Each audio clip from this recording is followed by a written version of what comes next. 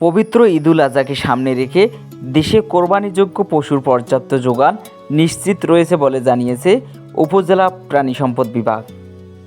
সংশ্লিষ্ট দপ্তরের তথ্য অনুযায়ী স্থানীয় খামার পর্যায়ে উৎপাদিত গরু, ছাগল ও ভেড়া দিয়ে এবারের কোরবানি চাহিদা পূরণ সম্ভব হবে বলে আশা করা হচ্ছে।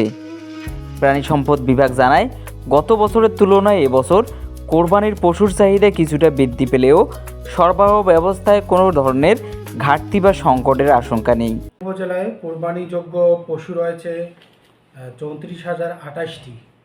তার মধ্যে ষাঁড় আছে 7,737টি, বলদ 458টি, গাভী 8,844টি, সর্বমোট গরু হচ্ছে 17,844টি, মহিষ 47টি এবং ছাগল 13,702, ভেড়া হচ্ছে 2,435টি।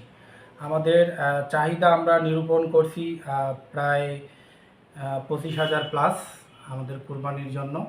আমাদের গত বছর কুরবানি হয়েছিল পাটগ্রামে 8,126টি। তো সেই তুলনায় আমাদের পর্যাপ্ত পরিমাণে কুরবানির পশু মজুদ আছে। আমরা আশা করছি এখানে কুরবানির চাহিদা পূরণের পরেও অন্যান্য জেলায় এটা সরবরাহ সম্ভব। পরিকল্পিত খামার ব্যবস্থাপনা ও দেশীয়ভাবে পশু লালন পালনের ফলে বাজারে পর্যাপ্ত সুস্থ ও পশুর যোগান নিশ্চিত হয়েছে। উপজেলা প্রাণী সম্পদ কর্মকর্তা মোতাহারুল ইসলাম বলেন, আমাদের মাঠ পর্যায়ে পর্যবেক্ষণ অনুযায়ী উপজেলায় কোরবানিযোগ্য পশুর পর্যাপ্ত মজুদ রয়েছে।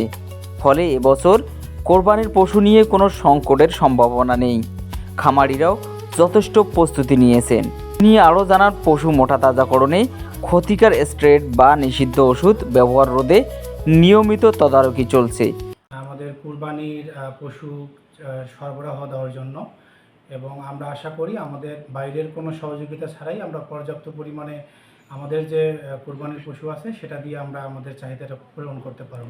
পাশাপাশি পশু স্বাস্থ্য সুরক্ষা নিশ্চিত করতে হাট ও খামার পর্যায়ে ভেটেরিনারি মেডিকেল টিমের মাধ্যমে মনিটরিং কার্যক্রম অব্যাহত রয়েছে। এছাড়া কোরবানির সময় নিরাপদ পশু জবাই, স্বাস্থ্যবিধি মেনে মাংস প্রক্রিয়াজাতকরণ এবং পরিবেশ পরিচ্ছন্ন রাখার বিষয়ে জনসচেতনামূলক কার্যক্রমও চালানো হচ্ছে বলে জানিয়েছে প্রাণী সম্পদ বিভাগ। এদিকে স্থানীয় খামারিরা জানান, দেশীয়ভাবে লালন পালন করা পশুর প্রতি মানুষের আগ্রহ থাকায় তারা আশাবাদী। ন্যায্য মূল্য পেলে এবছর তারা অর্থনৈতিক লাভবান হবেন বলে আশা প্রকাশ করেন। সিন্ডিকেট বলতে সরকার নির্ধারিত একটা মূল্য তো আছেই, যেমন এবছর সরকার নির্ধারণ করছে প্রতি বর্গফুট চামড়া 62 থেকে 67 টাকা। তো এই মূল্যেই বিক্রি হবে। এছাড়াও স্থানীয় বাজারে একটা প্রভাব থাকে। এখন সরকারি মূল্যে সরকার একটা মূল্য নির্ধারণ করলে দেখা যায় যে অনেক সময় পাইকাররা যারা আছে তারা সেই মূল্যে কিনতে চায় না, কারণ তারা আবার যাদের কাছে বেচে যদি তারা যদি মূল্যটা না পায় তাহলে একটু তাদের সমস্যা হয়। সেটা নিয়ে আমাদের উপজেলা প্রশাসনে এটা নিয়ে কথা হচ্ছে। আমরা আশা করি খামারিরা ন্যায্য মূল্য পাবে এবং চামড়া নিয়ে কোনো সমস্যাও হবে না ইনশাআল্লাহ।